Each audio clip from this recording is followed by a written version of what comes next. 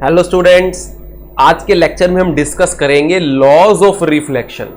ये ऐसी बातें हैं कि आपने जब भी रिफ्लेक्शन करनी है तो इन्हें ध्यान रखना है। लॉज क्या होते हैं, देखो कभी भी वायलेट नहीं होते। तो जब भी आप रिफ्लेक्शन करोगे आपने इन बातों को हमेशा और हमेशा ओबे करना है, तभी इन्हें लॉज बोला गया है, क्योंकि कभी भी वायलेट नहीं होंगे। तो स्टार्ट करते हैं हमारे फर्स्ट लॉ से। हमने क्या पढ़ा था कि रिफ्लेक्शन कैसे होती है। सपोज हम एक मिरर लेते हैं, इस पर हम इंसिडेंट रे स्ट्राइक करवाते हैं। इंसिडेंट रे ये एक पॉइंट पर स्ट्राइक की, इसे हमने क्या बोला था, पॉइंट ऑफ इंसिडेंस। तो ये आपके पास पॉइंट ऑफ इंसिडेंस हो गया, रेड डॉट से आपको दिखाया। सेकेंड स्टेप क्या होता था, हम ये पॉइंट ऑफ इंसिडेंस पर परपेंडिकुलर ड्रॉ करते थे, जिसे हम क्या बोलते थे, नॉर्मल। हमने परपेंडिकुलर ड्रॉ कर दिया। ये नॉर्मल परपेंडिकुलर किस पर है, हमारे मिरर पर, यानी रिफ्लेक्टिंग सरफेस पर। मतलब नॉर्मल में और मिरर में अगर हम एंगल चेक करेंगे, ये वाला एंगल, तो ये एंगल आपके पास कितना मिलने वाला है, 90 डिग्री का एंगल है। अच्छा, इंसिडेंट रे और नॉर्मल, इसमें जो एंगल है उसे हम क्या बोलते थे, एंगल ऑफ इंसिडेंस। किससे डिनोट करते थे, एंगल आई से। अब ये इंसिडेंट रे स्ट्राइक की है तो हमारे पास रिफ्लेक्ट होगी। रिफ्लेक्टेड रे कुछ इस तरह से मूव कर जाएगी। रिफ्लेक्टेड रे और नॉर्मल में जो एंगल है उसे हम डिनोट करते हैं एंगल ऑफ रिफ्लेक्शन से, आर से। तो फर्स्ट लॉ क्या कहता है कि ये जो एंगल ऑफ इंसिडेंस है और जो एंगल ऑफ रिफ्लेक्शन, ये हमेशा और हमेशा इक्वल होते हैं। आप किसी भी एंगल पर स्ट्राइक करवाओ, हमेशा रिफ्लेक्टेड रे का एंगल जो है नॉर्मल के साथ, वो इंसिडेंस एंगल के इक्वल होगा। आप जैसे से एंगल आई चेंज करते रहोगे, यानी इंसिडेंट रे की डायरेक्शन चेंज करोगे, उसी के अकॉर्डिंग रिफ्लेक्टेड रे की डायरेक्शन भी इसी तरह से चेंज होगी कि आई और आर हमेशा और हमेशा इक्वल रहेंगे। तो फर्स्ट लॉ क्या कहता है, the angle of incidence is equal to the angle of reflection, that is I is equals to R. अब सपोज आपको यह बोल दिया जाए कि इंसिडेंट रे एंड रिफ्लेक्टेड रे, इसमें एंगल जो है वो 70 डिग्री का है, इंसिडेंट रे और रिफ्लेक्टेड रे में। और पूछा जाए एंगल ऑफ इंसिडेंस बताओ, तो भाई देखो ये दोनों इक्वल है ना, तो हम इन दोनों को मान लेते हैं, आई को भी थीटा मान लेते हैं और आर को भी थीटा मान लेते हैं। तो थीटा थीटा क्योंकि इक्वल है, तो टोटल एंगल कितना हो जाएगा, 2 थीटा। तो 2 थीटा आपके पास कितना हो गया, 70 डिग्री। तो थीटा कितना हो जाएगा, 70 का हाफ, यानी 35 डिग्री। पता लग गया, यानी एंगल ऑफ इंसिडेंस भी आपके पास 35 डिग्री है और एंगल ऑफ रिफ्लेक्शन भी आपके पास 35 डिग्री है। कभी कभी ऐसा बोल देगा कि, अब ध्यान सुनना, इंसिडेंट रे और मिरर में एंगल, ये यहां पे करते हैं इंसिडेंट रे और मिरर में एंगल सपोज बोल दिया उसने 30 डिग्री, यानी वो किसकी बात कर रहा है, देखो ये इंसिडेंट रे और ये मिरर, यानी ये एंगल की बात कर रहा है 30 डिग्री। अच्छा, मिरर में और नॉर्मल में कितना एंगल था, 90 डिग्री। भाई अगर ये 30 है, टोटल 90 है, तो बचा हुआ कितना होगा, ये वाला आई, वो कितना हो जाएगा, 90 माइनस 30। तो इंसिडेंट रे और नॉर्मल में एंगल कितना हो गया आपके पास, 90 माइनस 30, यानी 60 डिग्री का आ जाएगा आपके पास एंगल ऑफ इंसिडेंस। तो एंगल ऑफ रिफ्लेक्शन भी क्या हो जाएगा, 60 डिग्री। तो ऐसे कंफ्यूज करता है कभी कभी, क्या बोल देगा, इंसिडेंट रे और मिरर में एंगल दे दिया, तो भाई ये मिरर में एंगल 30 डिग्री, पूरा मिरर और नॉर्मल में एंगल कितना था, 90 डिग्री। तो भाई ये 30 और आई आपके पास कितना हो जाएगा, 90 में से 30 माइनस कर दो। तो ये हमें ध्यान रखना है इस तरह के छोटे छोटे न्यूमेरिकल्स के बारे में। तो फर्स्ट लॉ क्या कहता है भाई, कि एंगल ऑफ इंसिडेंस और एंगल ऑफ रिफ्लेक्शन हमेशा और हमेशा क्या होते हैं, इक्वल होते हैं। अब चलते हैं सेकंड लॉ पर। सेकंड लॉ क्या कहता है, सेकंड लॉ के केस में हमने क्या किया था, अगेन हम मिरर लेंगे, मिरर पर इंसिडेंट रे स्ट्राइक करवाएंगे। इंसिडेंट रे स्ट्राइक करवाइए, पॉइंट ऑफ इंसिडेंस था, पॉइंट ऑफ इंसिडेंस पर क्या ड्रॉ किया हमने, परपेंडिकुलर ड्रॉ किया। इंसिडेंट रे और नॉर्मल के बीच में हमारे पास एंगल था, जिसे हम क्या बोलते हैं, एंगल ऑफ इंसिडेंस। फिर उसके बाद हमने क्या किया था, एक प्लेन ड्रॉ किया था। देखो जो हमने टर्म्स की थी, टर्म्स रिलेटेड टू रिफ्लेक्शन, वहां पे हमने एक प्लेन ड्रॉ किया था जिसमें इंसिडेंट रे और नॉर्मल दोनों आ गए थे। इसे हमने क्या बोला था, प्लेन ऑफ इंसिडेंस। अब हमें फर्स्ट लॉ तो कर लिया, भाई जितने एंगल पर हमने इंसिडेंट रे स्ट्राइक करवाई है नॉर्मल के साथ, उतने ही एंगल पर बिल्कुल हम रिफ्लेक्टेड रे भेज देंगे, क्योंकि हमने फर्स्ट लॉ पढ़ लिया है कि एंगल ऑफ इंसिडेंस और एंगल ऑफ रिफ्लेक्शन इक्वल होते हैं। तो हम सेम एंगल पर रिफ्लेक्टेड रे भेजेंगे कि यहां पे जो एंगल आर होगा वो उतना ही होगा जितना आई है।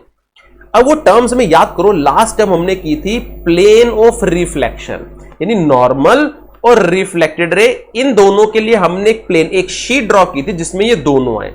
जब हमने इसके साथ साथ प्लेन ऑफ रिफ्लेक्शन भी ड्रॉ किया ना, ये आपके पास राइट साइड अभी हमने क्या ड्रॉ किया, plane of reflection, plane of reflection. जब हमने इन दोनों प्लेन, देखो पहले आपके प्लेन ऑफ इंसिडेंस फिर प्लेन ऑफ रिफ्लेक्शन, जब इन दोनों को देखा तो ये दोनों प्लेन एक ही थे, ऐसे अलग अलग प्लेन नहीं थे, एक ही थे। प्लेन ऑफ इंसिडेंस क्या था, उसमें इंसिडेंट रे और नॉर्मल लाई करते हैं। प्लेन ऑफ रिफ्लेक्शन क्या है, उसमें रिफ्लेक्टेड रे और नॉर्मल लाई करते हैं। जब ये दोनों प्लेन एक ही हैं, इसका मतलब ये तीनों incident ray, normal and reflected ray, ये तीनों एक ही प्लेन में लाई कर रहे हैं। यही सेकेंड लॉ, यानी इसका कोई साइड वाइज व्यू दिखाएंगे तो वो ऐसे होगा। देखो इंसिडेंट रे ये एक शीट है, ये प्लेन हो गया आपके पास,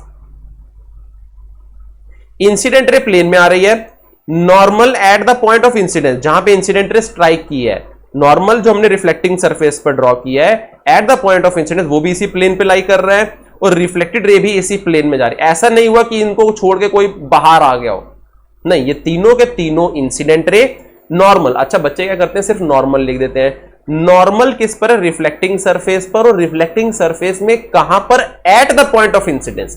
तो at the point of incidence आपने लिखना जरूरी है, वरना नॉर्मल तो इस एक पॉइंट पर भी ड्रॉ किया जा सकता है, फिर मिरर पर इस पॉइंट पे ड्रॉ, कहीं भी नॉर्मल ड्रॉ किया, नॉर्मल कहां पे ड्रॉ करना है आपने, eight the point of incidence, यानी जहां पर इंसिडेंट रे मिरर के सरफेस पर आके स्ट्राइक की है, उस पॉइंट ऑफ इंसिडेंस पर आपने परपेंडिकुलर ड्रॉ करना है। क्लियर इतनी बात। तो सेकंड लॉ क्या कहता है, the incident ray normal at the point of incidence, सिर्फ नॉर्मल नहीं लिखना, गड़बड़ हो जाएगा, एंड द रिफ्लेक्टेड रे, ये तीनों all lie in same plane, तीनों की तीनों एक ही प्लेन में लाई करेंगे। क्लियर इतनी बात। अब एक चलते हैं छोटे से थर्ड लॉ। यूजुअली आपको जो है वो फर्स्ट और सेकंड लॉ देखने को मिलता है, पर बच्चे कई बार देखा गया गड़बड़ कर देते हैं, इसलिए थर्ड लॉ भी हम यहां पर पढ़ेंगे ताकि हमारी कोई भी गड़बड़ ना हो जब हम रिफ्लेक्शन डिस्कस करें। तो उसमें क्या कहता है वो, कि हमने जब मिरर लिया, ये इंसिडेंट रे थी, हमारे पास नॉर्मल ड्रॉ हुआ था तो एंगल ऑफ इंसिडेंस आ गया, अगेन हमने रिफ्लेक्टेड रे भेजी, तो जो इंसिडेंट रे है ये नॉर्मल हो गया आपके पास, और ये रिफ्लेक्टेड रे। तो भाई इंसिडेंट रे और रिफ्लेक्टेड रे हमेशा और हमेशा आपको नॉर्मल की ऑपोजिट साइड मिलेंगे। कभी भी ऐसा नहीं होगा कि इंसिडेंट रे यहां पर है और रिफ्लेक्टेड रे आप इस तरफ भेज दो, ये रिफ्लेक्टेड रे, ये गलत है जी, क्योंकि इस केस में इंसिडेंट रे और रिफ्लेक्टेड रे ये दोनों तो नॉर्मल की एक ही साइड हो गई, तो एक साइड पर कभी भी इंसिडेंट रे और रिफ्लेक्टेड रे दोनों नहीं होंगी। एक छोटा सा कंसेप्ट जब हम न्यूमेरिकल पार्ट करेंगे ना, वहां पे इसका एक छोटा सा कंसेप्ट अप्लाई करेंगे और न्यूमेरिकल हम करेंगे। न्यूमेरिकल के एक डायग्राम दिए जाएंगे, बताया जाएगा, पूछा जाएगा आपसे कि कौन सा डायग्राम जो है वो रिफ्लेक्शन को सही दिखाता है। तो वहां पे ध्यान रखना है हमने कि इंसिडेंट रे और रिफ्लेक्टेड रे नॉर्मल के हमेशा और हमेशा ओपोजिट साइड्स पर मिलते हैं, कभी भी सेम साइड्स पर नहीं हो सकते। तो यही कहता है आपका third law, the incident ray and reflected रे लाई on the opposite sides of the normal, normal की अपोजिट साइड में होंगे। दूसरी बात, same medium, in the same medium. ऐसा नहीं है कि रिफ्लेक्टेड रे आप जो है वो कहीं अंदर इधर दिखा दोगे, ऐसा नहीं करना। तो बोले I is equal to are है तो बिल्कुल इसके यहां पर डायरेक्शन में दिखा दो और इसको आप रब कर दो, ये तो बोलो जी ये आई है, ये आर हो गया, इक्वल हो गया, नहीं, गड़बड़ है। सेम मीडियम, रिफ्लेक्शन में हमने क्या पढ़ा, बाउंसिंग बैक ऑफ लाइट, यानी जिस मीडियम से इंसिडेंट रे स्ट्राइक करती है उसी मीडियम में वो वापस चली जाती है, और जो वापस जाती है उसको हम क्या बोलते हैं, रिफ्लेक्टेड रे। तो एक तो नॉर्मल के ऑपोजिट साइड्स पर होंगी, दूसरी बात इंसिडेंट रे रिफ्लेक्टेड रे दोनों सेम मीडियम में होंगी, अलग अलग मीडियम आपका नहीं होगा। तो ये तीन लॉज हमने किए रिफ्लेक्शन के, कि जब भी हम रिफ्लेक्शन करेंगे तो इन लॉज का ध्यान रखेंगे कि ये कभी भी वायलेट नहीं होने चाहिए। फर्स्ट लॉ क्या कहता है कि angle of incidence is equals to angle of reflection.